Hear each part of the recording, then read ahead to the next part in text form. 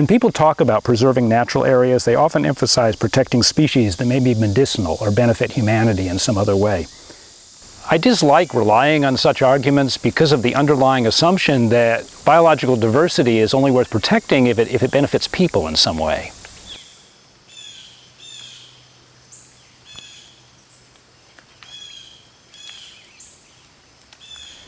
Although I'm a biologist by profession, my strongest motivation for protecting biological diversity is less a matter of science than of values. In my view, other species have as much right to exist as we do. And it is our responsibility as the dominant species on Earth to do what we can to protect them. That's what good stewardship is all about.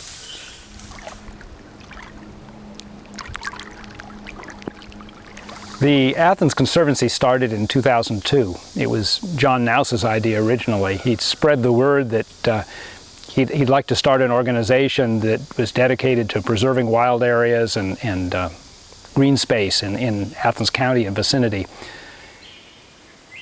Our first meeting was at the Athens Public Library. There were 6 of us there, 3 of whom are still on the board.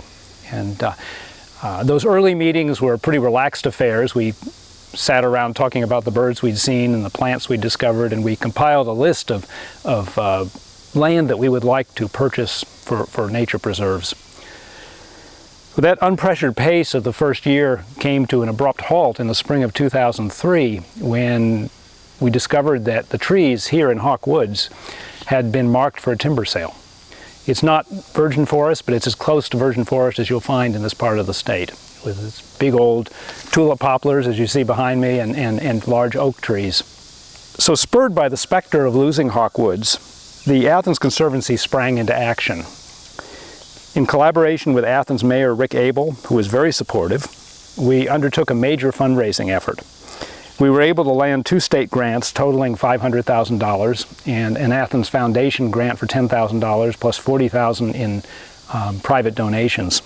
As a result of our efforts, Hawk Woods is now owned by the City of Athens, and it's also dedicated as a state nature preserve, which gives it extra special legal protection.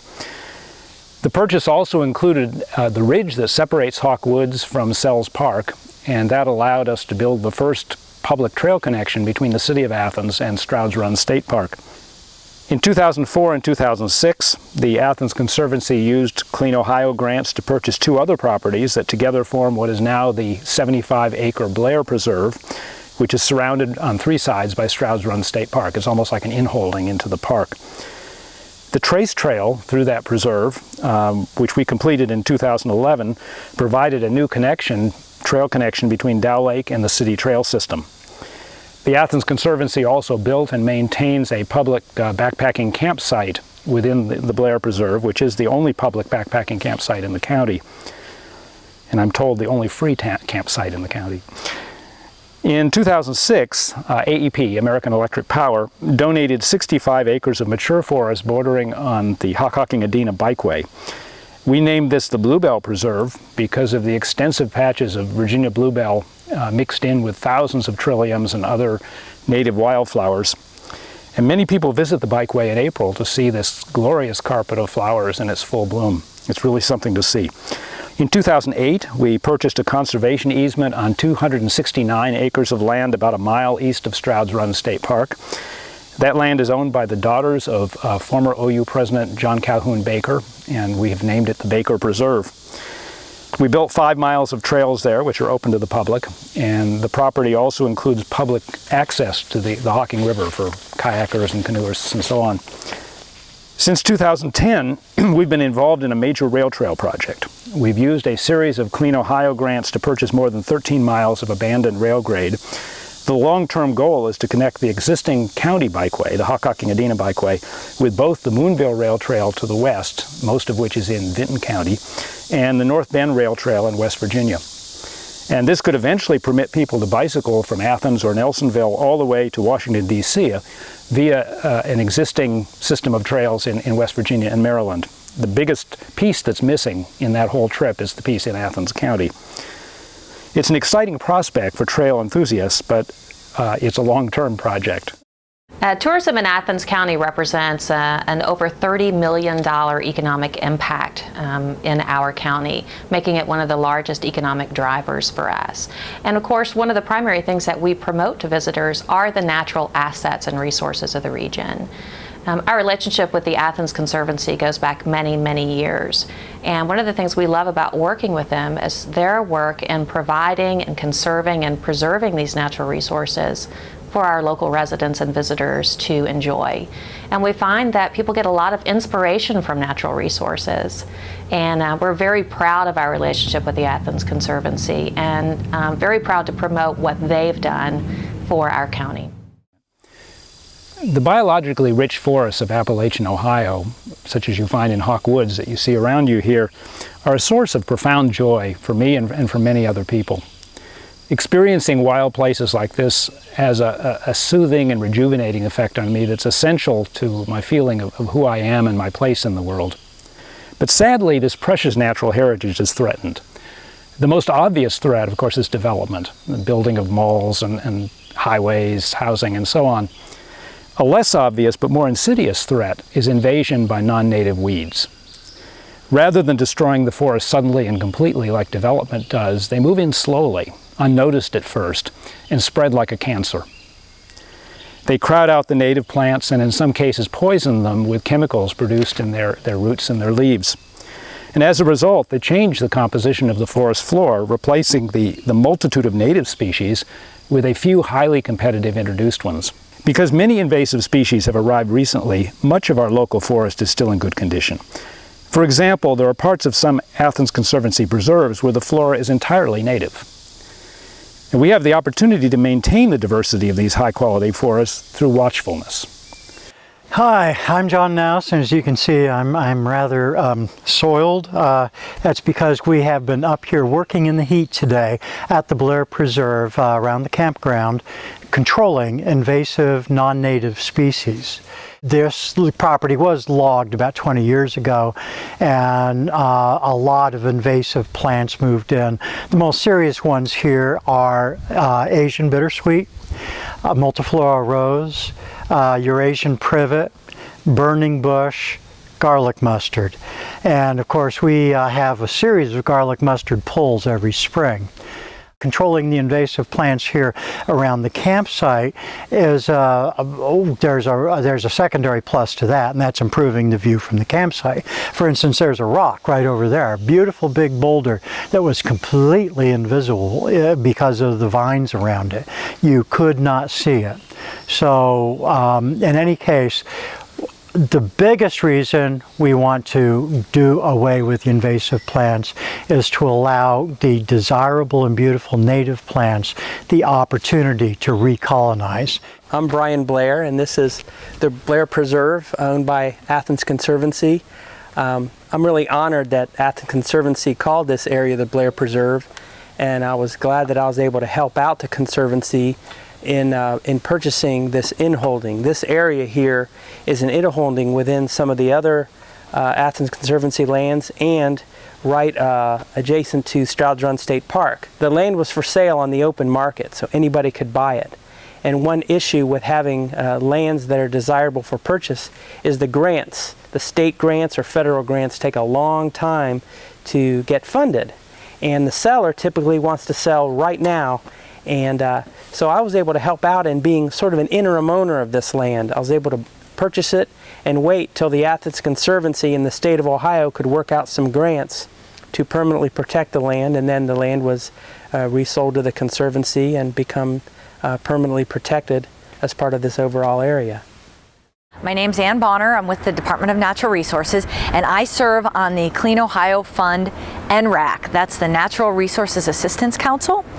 And the Clean Ohio Fund was started in 2000. It was a referendum put on the ballot by the Taft administration, and it was overwhelmingly supported. It was one of those landslides where people said, hey, this is a great idea. We want to set aside bond monies to preserve land in Ohio.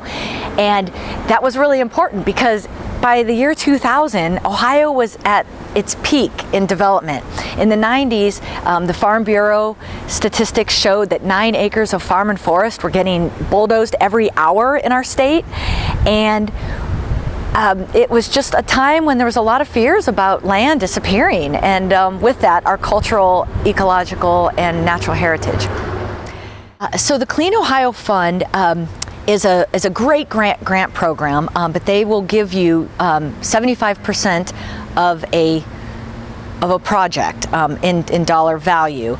That means a local community has to pony up 25%, and that can be very difficult for communities that don't have a lot of money because land is very expensive. But the Athens Conservancy and some of the other local nonprofit organizations have been so creative and so hardworking to come up with these match dollars and make these projects happen. They are the true leaders of our communities and truly working towards a green and healthy and sustainable future for our region. One of the challenges that the Athens Conservancy faced, especially when they started applying for Clean Ohio grants, was from decision makers that thought that by setting aside land, you would take it out of the tax base, and somehow that would be a drain on the community. And what we've learned, and through a lot of research and just through experience here, is that that's not the case. That these lands become very desirable, and people actually want to live near these lands. It makes those property values rise. It makes our community profile healthier. It makes our community look more appealing to outside companies that might want to invest here. So we found that by creating park space, we don't take land out of the tax base. We actually improve the tax base and make our community more competitive to the outside economic markets that might be interested. One way that landowners can support the Athens Conservancy, short of simply donating their property, is to offer to sell it at a price sufficiently below the appraised value that the difference in the price counts towards the required match for a Clean Ohio grant. And that's what happened with this property. This is the Poston Preserve. It's our most recent acquisition, and the Poston family offered us a very generous price on it, which made it possible to buy the property with a Clean Ohio grant. It's a property that we particularly wanted to get because first of all, it's an inholding in Wayne National Forest. It's surrounded on 3 sides by Wayne National Forest. And secondly, it borders on the Hockhocking-Adena Bikeway and the Hocking River, which are priority areas to preserve the scenery along. The Athens Conservancy does not just choose properties at random. We actually have a prioritization system that is largely based on the idea of priority areas. Well, I'm standing right here in front of Dow Lake at Stroudge Run State Park, and any property within the Stroudge Run watershed is within the Dow Lake priority area because we want to protect the watershed. There are a couple of other intersecting priority areas. For instance, the buffer strip between East State Street and Stroudge Run State Park is another priority area. The Hockhocking-Adena Bikeway corridor is another priority area. Completing linkages for the Athens-Belpre Rail Trail or for the Moonville Rail Trail to connect them both to the Hockhocking-Adena Bikeway are priority areas. Further protection of the Skunk Run Valley along the Athens-Belpre Rail Trail is a priority area. So we really try to aim for these properties. However, we cannot always purchase the properties in the specific priority area where we'd like to go next. We often have to simply rely on opportunity of properties, and opportunity, quite frankly, is about half of our prioritization in buying properties. Okay, well, what you see here is the Plains Preserve, and this was a different sort of project for the Athens Conservancy in that it didn't involve protecting some pristine forest. A member of the community approached us about the need for a bicycle connector to the high school from the Hockhocking-Adena Bikeway, which is down behind you there, because anyone biking to the high school had to use Johnson Road here, which is very busy and dangerous. So we applied to Clean Ohio Fund and bought 2 pieces of property in here, which allowed the county to then build this bike path connector through here. So there's now a safe way to ride to the high school for students and anybody else heading for the plains from the bikeway. At the same time, we were able to protect a wetland that you see back in here, at least a seasonal wetland, which can be used by the high school as a land lab, and I think is to some extent. We're standing on an abutment for the future Athens Belpre Rail Trail. This was actually a railroad in the early 1980s, and it was abandoned in the mid-1980s, and the original railroad was purchased in 1870 or thereabouts, and constructed shortly after that, I imagine. And this abutment probably originally was sandstone, but has been refurbished over the years with concrete, and there's a sign over on this abutment dating from 1912, so it goes back quite a ways. The old B&O Railroad corridor goes between Athens, city of Athens, and Belpre, Ohio, which is close to Parkersburg, so that's why we're calling this the Athens Belpre Rail Trail. So the plan is to connect at the Belpre end to the North Bend Rail Trail, which will involve going through Parkersburg. That's not completed yet. And on the Athens end, of course, connecting to the existing Hockhocking-Adena Bikeway, and also the future Moonville Rail Trail, and possibly a connector to Columbus at some point in the future. The Athens Conservancy, in the process of conducting its business, has a great need for mapping, very detailed mapping, very accurate mapping.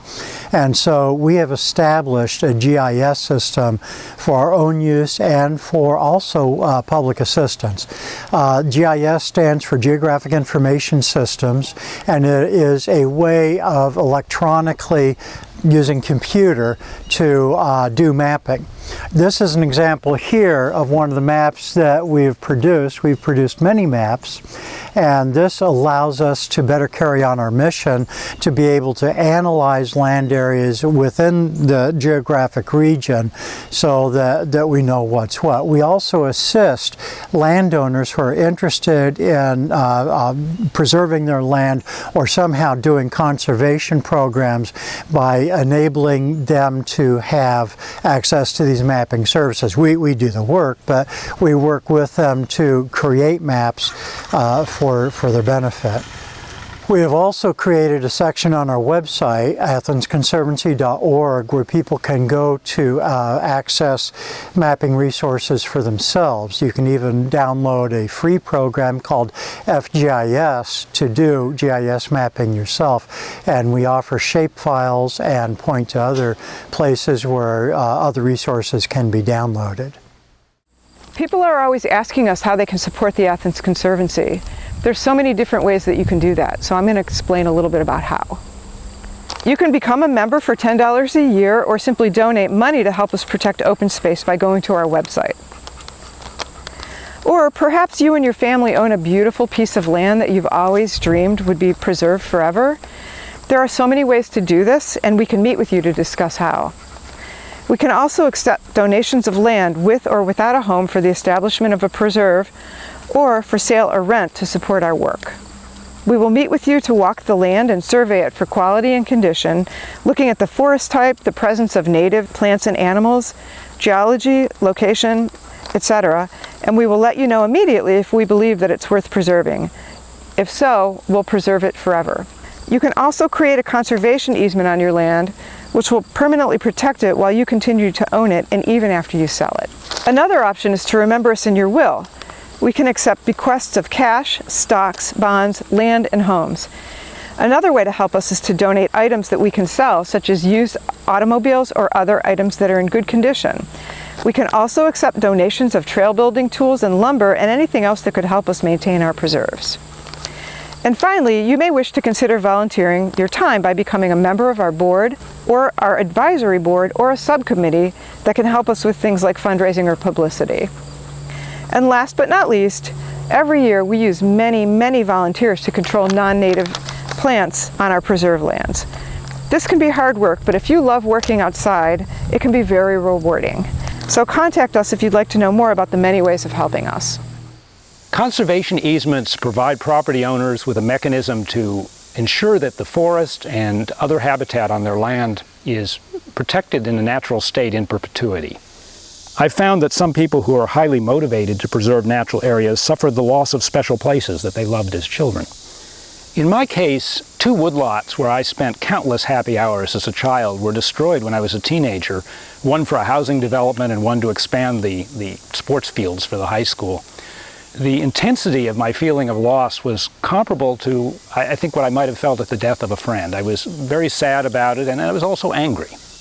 But in retrospect, I've realized that this loss was a formative experience for me and was instrumental in motivating me to protect natural areas later in life. I've heard similar sad stories from quite a few people, not surprisingly, because the relentless growth of the human population is leading to the loss of more and more special places. Fortunately, there are some communities where there is a collective will to protect natural areas. Athens is such a place, and the Athens Conservancy provides a means to do so.